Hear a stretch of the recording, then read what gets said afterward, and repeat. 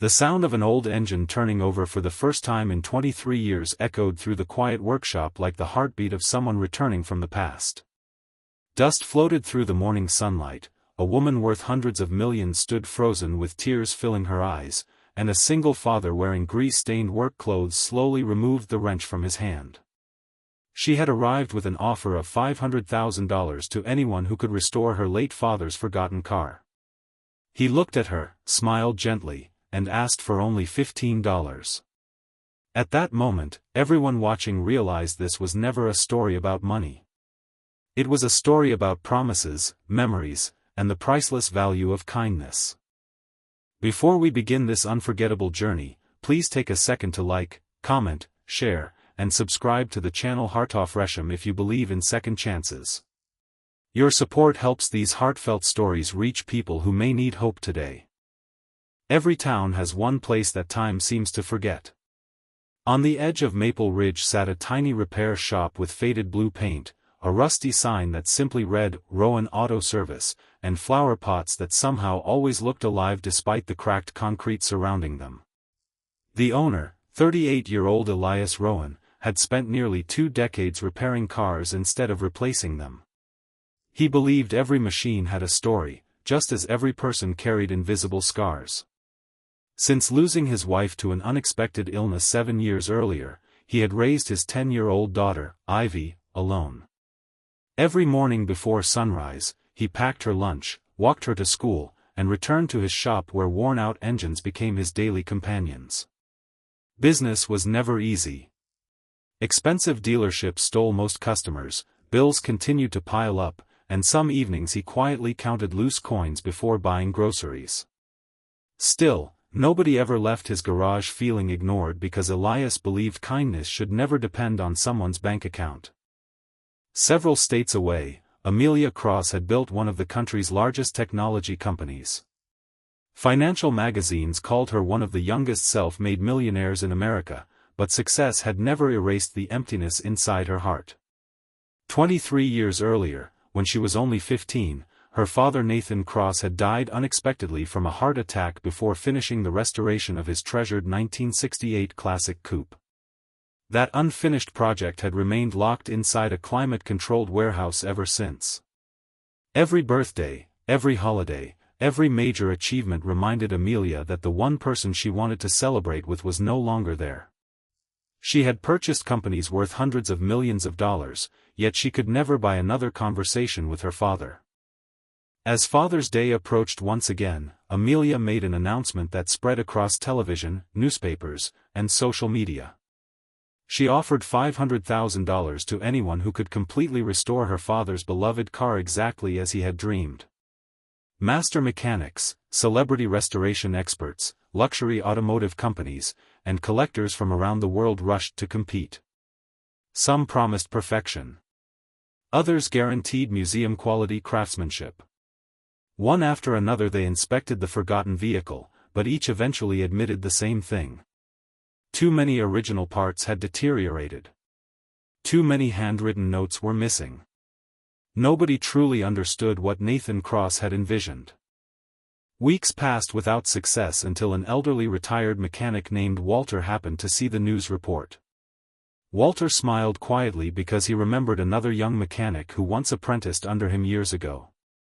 He mailed a simple handwritten letter to Amelia with only one sentence.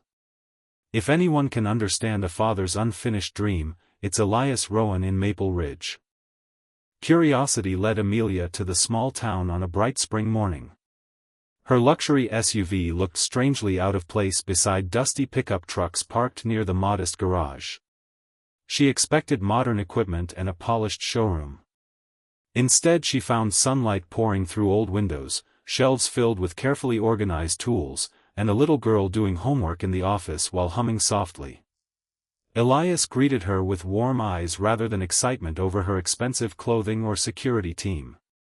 He listened quietly as Amelia explained her offer and showed him faded photographs, handwritten notes, and childhood memories connected to the old car.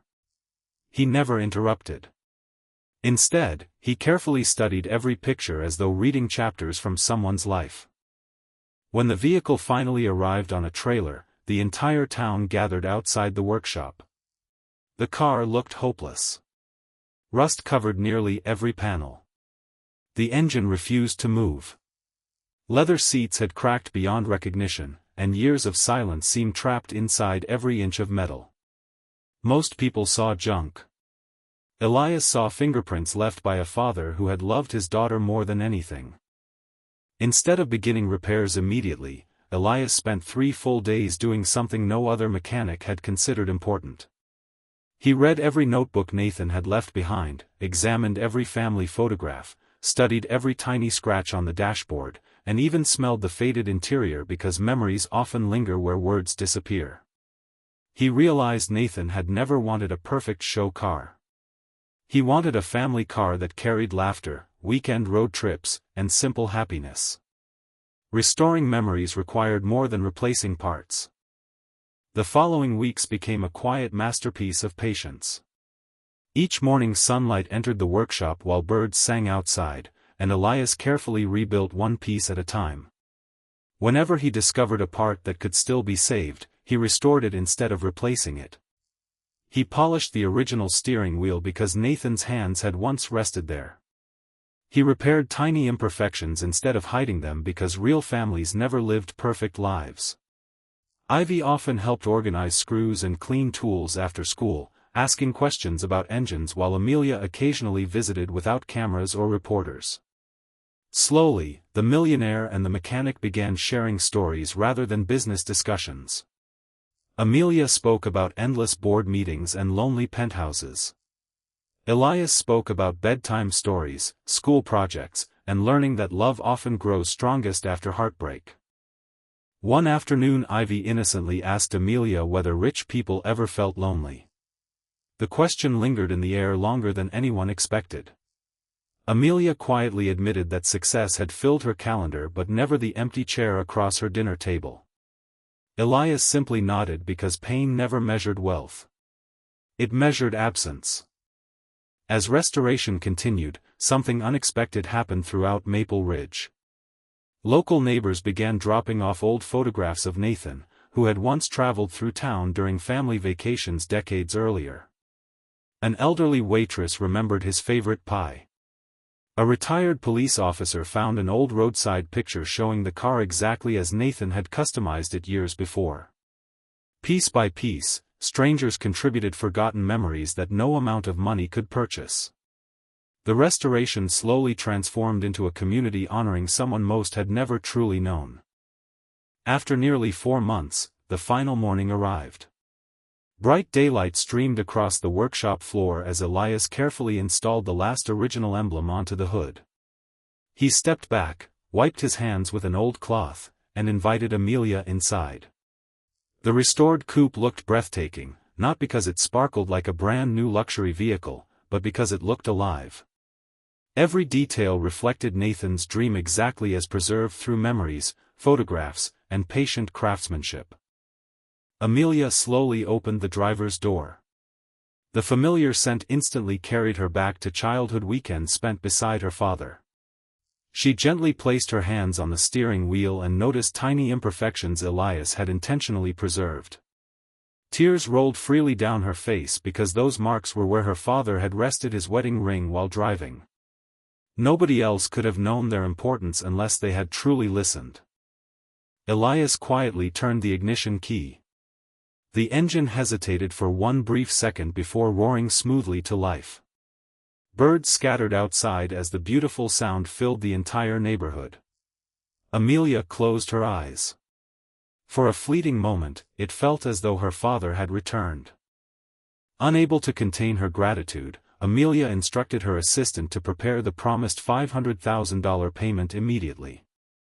Reporters waiting outside rushed closer, expecting a celebration of wealth and business. Instead, Elias looked at the envelope, smiled softly, and pushed it back across the workbench. He asked for only $15. Everyone stared in complete silence. Amelia believed he had misunderstood the agreement, but Elias explained that 23 years earlier, according to one of Nathan's handwritten notes, he had promised to pay a neighborhood mechanic $15 for helping diagnose the engine before his sudden passing. That debt had never been paid. Elias believed promises deserved to be completed, even decades later. He restored the car because a daughter deserved one more memory of her father, not because he wanted riches. The only payment he wished to receive was the unfinished $15 Nathan had intended to give. No reporter spoke. Several quietly lowered their cameras. Amelia could barely stand through her tears. She realized that while millions of dollars had built her empire, 15 honest dollars carried more honor than every business deal she had ever signed. News of the story spread across the country within hours. Millions watched the video of Elias refusing $500,000. Messages poured into the tiny garage from every corner of the world. Some offered donations. Others wanted him to open franchises or write books. Elias politely declined almost everything. His life had never been about becoming famous. He only wanted enough work to care for Ivy and continue fixing cars with integrity. Amelia, however, found another way to honor him. Without making public announcements, she quietly established the Nathan Cross Second Chance Scholarship, funding technical education for single parents pursuing skilled trades. The program carried no mention of her own name. She insisted that Elias become its honorary advisor, helping people who simply needed someone to believe in them.